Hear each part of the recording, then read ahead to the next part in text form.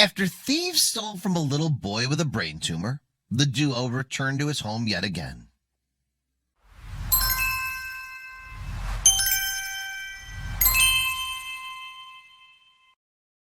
It's a sunny day in Edgewood, Washington, and the mail hasn't long been delivered to Serg More's house. But Serg is out at the moment, so he's not there to pick up the parcels from his porch. Two women are around, though, and they sneak in to whip the packages away before he returns. The parcels in question contain WWE belts that Serg has agreed to fix up. But these aren't just any toys, you see. The belts belong to a sick kid, 5-year-old Timmy Vick, who's struggling with a brain tumor. And the autistic youngster may well be distraught when he finds out the callous thieves have stolen his beloved mementos. But the porch pirates have reckoned without modern technology. Yes, it turns out that Serg had a system attached to his house that lets him know when there's movement at the front of his house. So the artist is aware of what's happened, and he's going to rush to do something about the theft too. Serg subsequently takes to the world of social media and puts out an emotional request for help. And before long, the women who thought no one had seen them tippy-toe onto Serg's porch begin to realize that a whole load of people have learned about the pair's theft from a sick child. By that point, though, Timmy, who comes from Blades, Delaware, has already had plenty to deal with in his young life. His family had first discovered that he was living with autism, for example, when he was 2 years old, and it seemed that Timmy's condition had only worsened over the passing years. He'd been tough to cope with at times, too, despite the best efforts of his mom and dad.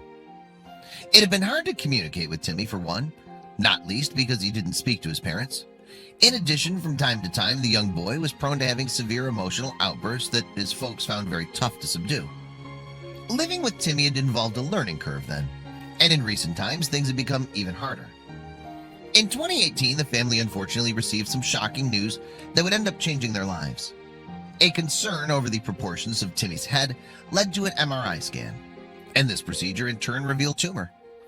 A further scan then followed half a year later, and Timmy's worried parents waited to find out whether the tumor had grown. Sadly, the new test confirmed that the tumor was now bigger, and worse news was to follow. The growth could be cancerous. Fortunately, the Vicks ultimately learned that Timmy's tumor was benign. There would still need to be further investigations made, though, and the family faced the financial strain of paying for much of it. In fact, the Vicks' resources had already been put under enormous pressure. Dealing with Timmy's special needs wasn't cheap, and paying for his dietary requirements and equipment had left the clan in dire straits financially. Indeed, in June 2018, Timmy's dad, Tim Sr., explained on Facebook that the family had been finding it hard to keep up with the ongoings. To try to get on top of their financial issues, Tim Sr. even had to put his vehicle up for sale. And it wasn't enough that both he and Timmy's mom, Angel, had jobs either, as they had already had to sell pretty much all they owned just to keep food on the table for their 4 children. Nevertheless, there was one item for which the Vicks had been able to scrape together some cash. And that one indulgence was Timmy's replica WWE belts. Somehow, Timmy Sr. had squeezed out the bucks to buy them. Yet the belts were in need of a change that would make them even more special, and that would cost further money that the family didn't have. The belts weren't just for decoration, though. No, Timmy adored them. And in June 2019, Tim Sr. told Washington TV station KIRO 7 what one of the accessories had meant to the youngster. Whenever he went to sleep at night, he had the belt with him, the dad explained. He takes it everywhere. There's no separating Timmy from his belt. All the Vicks love wrestling, in fact, but none of them is as big a fan as Timmy. Tim Sr. explained to Delmarva TV station, WBOC, that Timmy particularly liked how much action went on in the sport. Usually kids with autism have a problem concentrating and whatnot, he said. And the 5-year-old loved to get involved by wrestling with his own father and siblings. So when the Vicks bought Timmy a champ's belt, they thought that they'd found a gift he'd absolutely go nuts for. The present may have even compensated a little for everything that he'd had to endure. But they were just a couple of small problems. You see, the replica that they'd purchased had stones that didn't look very real. The plates in the middle weren't quite right either. And the belt had already been expensive enough. Without any alterations, it cost in excess of $1,000, in fact. What's more, the Vicks had no idea how they'd get the money for the refit. But all was not lost. After some research, Tim Sr. found an artist who would do the work needed without any charge. All Timmy's father would need to do was to send the belts off to Washington State. The man who could help with the belts was the aforementioned Serg More, an artist whose work often involves revamping the belts that collectors buy. Tim Sr. explained the process to WBOC, saying, "The replicas have plastic stones, and Serg puts cubic zirconia on it, or Slovakian crystals. The plates, there's 3 individual plates on there, he stacks them just like the WWE does. It's twice as thick." So a parcel with Timmy's belt inside winged its way to Serg's home in Edgewood. And while the artist had gone out to a show on the delivery day, and his wife was also out of town, that shouldn't have been a big deal. The mailman would just leave the parcel and another being delivered that morning to Serg's front porch. Things would work out a little differently, however. As the video would later reveal, 2 women sneaked onto Moore's porch and made furtive glances left and right. Seemingly satisfied that they were unobserved, they then snatched the parcels that had been left for Serg's return. And in a matter of a few moments, the pair were gone, along with Timmy's belts. However, the thieves had reckoned without Serg's security measures. Yes, his home safety setup had not only captured the incident on video, but it also immediately alerted Serg to what had happened. The artist therefore got straight onto the police to report the events. Although it would take him some time before he could piece together where the boxes had originally come from, and Serg subsequently drove all around the neighborhood, hoping to find discarded packages to help him figure out the puzzle. Once Serg had contacted Timmy's parents and learned that it had been their belts in one of the boxes, however, he was ready for action. It lit the fire, he recalled in a June 2019 YouTube video. The artist felt ready to blow a fuse, in fact, as he explained to WBOC. He said to the station, "When you take something and it belongs to a 5-year-old child, living the life that Timmy's lived so far, words can't express how I feel for these people." And upon learning that Timmy's family had contacted the media, Serg had an idea. He too would attempt to get help from the world of TV. And he had a video of the villains that he could share to boot. One Seattle station then rallied to Serg's cause, meaning the 2 sneaky thieves were about to get more fame than they ever counted on. In the meantime, the news of the theft had also begun to spread on social media, and one Facebook user replied to Tim Sr.'s appeal to help in strong terms. "I'm shocked, saddened, and angered by what's happened to you all, but I'm going to make it a priority to lift you guys up in my prayers," they wrote. "Boy, the world can be such a rough place. My heart goes out to little Timmy." As it turns out, that Facebook commenter wasn't the only person to be touched by the story. Not long after Serg's video had made its appearance on the local news, in fact, someone came to visit.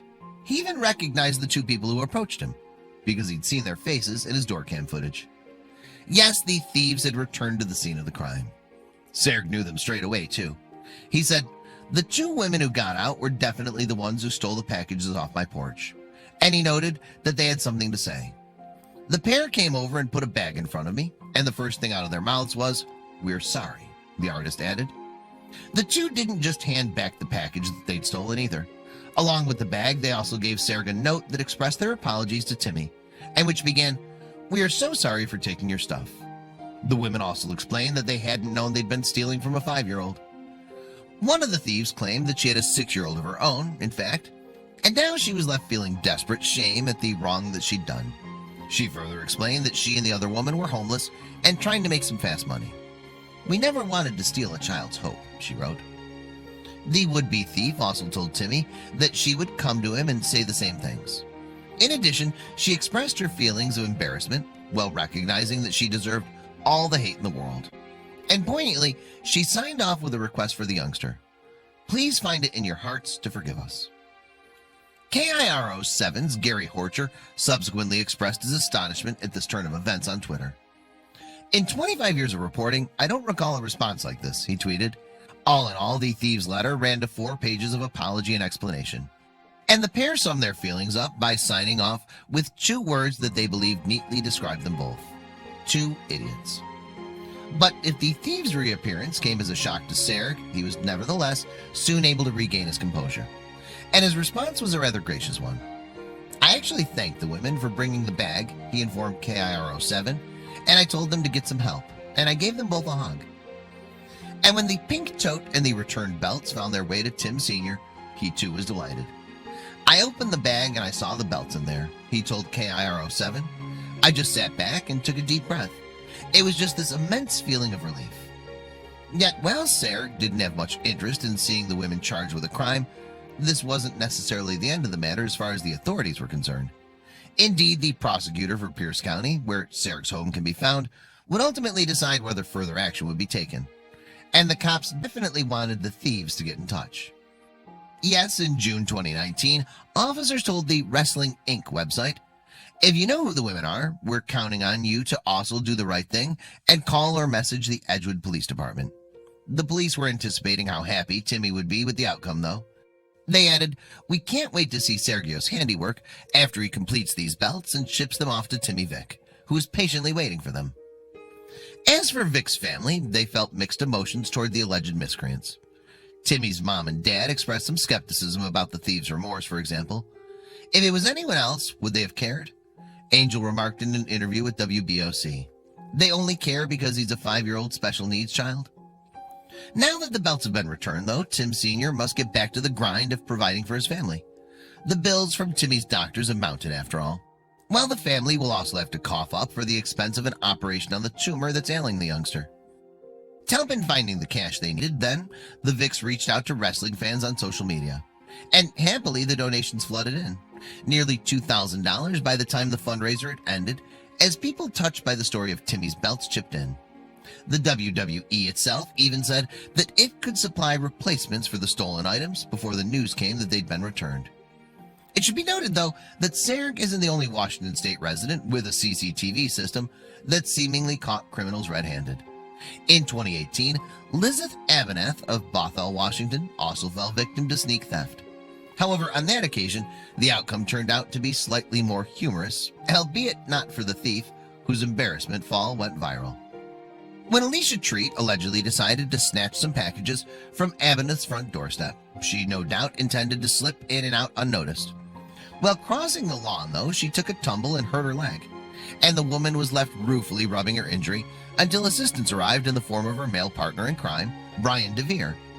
But although the couple did eventually manage to make off with the boxes, the cops subsequently caught up with the hapless pair. And even despite DeVere's extensive criminal record, the two at first pleaded not guilty. Perhaps realizing that the CCTV footage might take some explaining, however, Treat ultimately went on to admit her culpability. It turned out to be a painful experience for Elizabeth, too.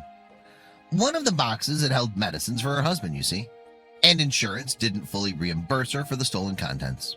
So perhaps she could be forgiven if she agreed to follow Bothell resident Jack Halter, who told KOMO News in February 2018, "I'm sorry that Treat got hurt, but I'm pleased that she and DeVere got caught." Halter also summed up the incident as great karma. So while it remains to be seen whether the belt snatchers will be prosecuted, at least they showed some remorse and returned what they'd stolen. And this left Tim Sr. feeling that he could definitely forgive the women. The dad added to KIRO 7, "I just hope they learn from the experience."